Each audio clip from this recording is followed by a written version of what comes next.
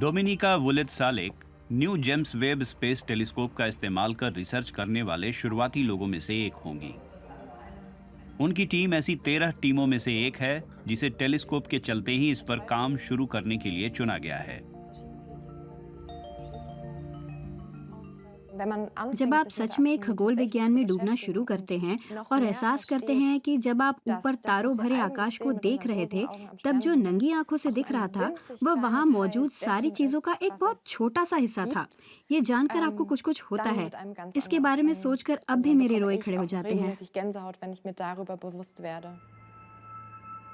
खगोल विज्ञानी Dominica supermassive black holes में रुचि रखती हैं, जो बड़ी आकाश गंगाओं के केंद्र में बने होते हैं। जैसे ही वे अपने आसपास की चीजों को निगल लेते हैं, उनसे शक्तिशाली विकिरण वाली हवाओं का विस्फोट होता है।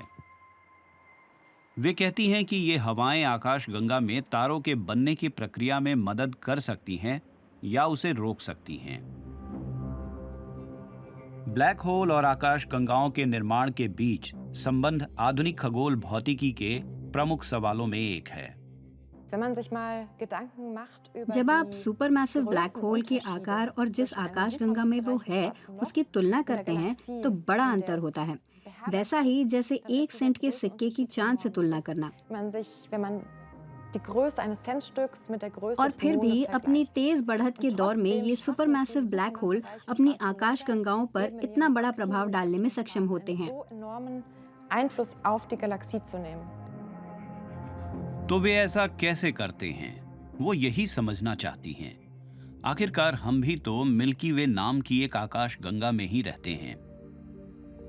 बचपन में ही डोमिनिका वुलित-सालिक ने सोचना शुरू कर दिया था कि ब्रह्मांड का छोर कहाँ है और उसके पार क्या है।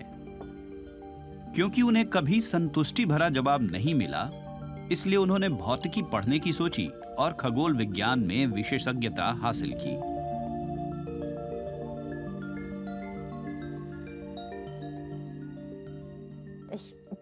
मैं इतनी खुश हूँ कि मुझे अपने काम के तौर पर ब्रह्मांड को पढ़ने की सुविधा मिली, और इससे भी कि मुझे ब्रह्मांड के रहस्य को खोजने का काम मिला।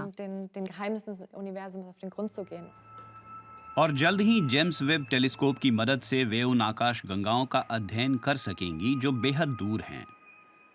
उनका भी जो हबल टेलीस्कोप से भी अंतरिक्ष में बिंदु जैसी ही दिखती हैं। नया टेलीस्कोप इन चीजों का भी ज्यादा साफ नजारा दिखाएगा। वहां से रोशनी हम तक पहुंचने में 12 अरब साल लगते हैं। ये तब की बात है जब ब्लैक होल भारी मात्रा में पदार्थों को निगल रहे थे और शक्तिशाली विकिरण वाली हवाओं का विस्फोट कर रहे थे। इस जानकारी से उनके आसपास की आकाश गंगाओं पर हुए असर का पता चलेगा। ये जानकारी सिर्फ 2D नहीं होगी, ये एक बड़ी तस्वीर से काटी गई तस्वीर जैसी होगी, वो भी 3D। दूसरे शब्दों में कहें तो उस 2 डायमेंशनल तस्वीर की हर पिक्सल के पीछे एक बड़ा विस्तार छिपा होगा। स्पेक्ट्रम दिखाएगा कि इन दूर दराज की आकाश गंगाओं में कितनी गैस भरी हुई है, वो गैस कितनी तेजी से घूम रही है और किस दिशा में। डोमिनिका वुलित-सालिक कहती हैं कि ये जानकारी आकाश गंगाओं के निर्माण की हमारी समझ को बेहतर बनाएगी। कैमरे में इसके जैसा एक फिल्टर व्हील भी लगाया गया है, जिसका इस्तेमाल वे आकाश गंगाओं के अध्ययन के लिए करेंगी। इसे marks Planck institute for astronomy में तैयार किया गया है। जेम्स वेब टेलीस्कोप की लॉन्चिंग 2007 में ही होने वाली थी, लेकिन इसे बार बार टाला जाता रहा। डोमिनिका वुलित-सालिक ने टेलीस्कोप के लॉन्च का लंबा इंतजार किया है।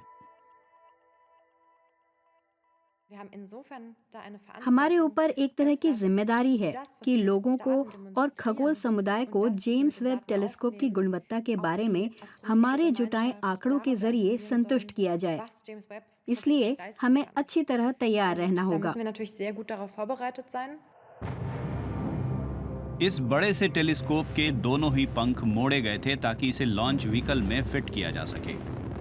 इतने ज्यादा चलित हिस्सों के साथ पहले कभी कोई सैटेलाइट तैयार नहीं की गई। सब कुछ खोलने और हिस्सों को सही स्थिति में लाने में ही 2 हफ्ते का समय लगेगा।